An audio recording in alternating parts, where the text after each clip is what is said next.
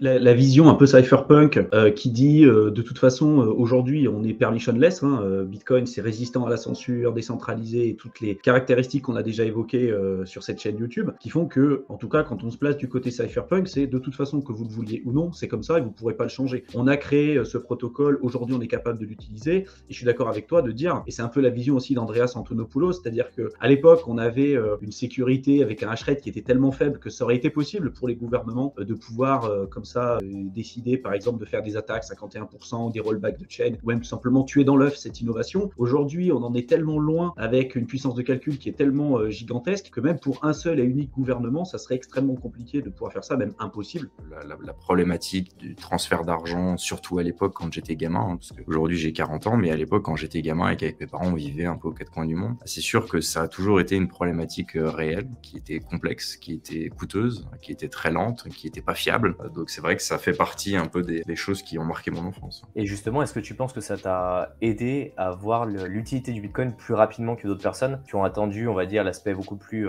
spéculatif, on va dire, qui est arrivé un peu plus tard. Et toi, tu avais vraiment plutôt l'aspect technologique qui t'intéressait plus profondément parce que tu voyais que ça résolvait une problématique auquel tu avais été confronté étant plus jeune. Est-ce que tu penses que c'est un facteur qui a fait que tu es rentré beaucoup plus tôt que les autres? Oui, alors de toute façon, déjà, tout l'univers du Forex, tout ça, c'est quelque chose qui m'a toujours beaucoup passionné. Donc déjà, de base, la question de comment est-ce qu'on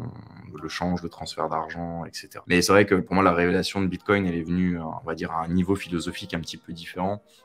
Donc, comme l'a dit Mickaël, avec Segwit, qui est un soft fork, donc qui n'est pas une mise à jour obligatoire, on est passé de 1 MB jusqu'à 4 MB avec le bloc de Segwit. On a, avec la mise à jour Segwit, on a ici les données principales qui sont ici représentées en gris et ici la partie données témoins ou segregated witness data qui est principalement là utilisée pour lancer tout simplement les ordinals. La mise à jour Segwit, comme je l'ai dit tout à l'heure, c'est un soft fork, donc qui n'est pas une mise à jour obligatoire, mais on voit qu'il y a une adoption de plus en plus importante de cette nouvelle mise à jour, avec un nombre de transactions qui passent par Segwit de plus en plus importante comme ça avec le temps. On voit là, c'est un graphique qui sort directement de Glassnode avec la limite de 1 MB et on voit qu'avec la mise à jour de Segwit, on a une augmentation de plus en plus importante en tout cas de cette mise à jour Segwit et donc une taille des blocs moyenne de plus en plus importante avec cette adoption de cette nouvelle mise à jour, avec une hausse assez significative ces derniers temps avec justement l'arrivée des ordinals. Faut savoir. Je pense qu'en fait, l'intérêt des BRICS, déjà, actuellement, c'est de sortir de l'hégémonie du dollar, premièrement. Donc, je sais que là, il y a eu des accords qui ont été passés entre la Chine et la Russie et la Chine et je sais plus quel autre pays pour faire du paiement justement en yuan, pour que ça soit justement la monnaie chinoise qui soit utilisée en priorité. J'ai vu également récemment passer, alors j'ai plus le nom de la ville de Chine parce que c'est toujours des noms qui sont accouchés dehors, où à partir de mai 2023, ils vont payer les fonctionnaires de la ville avec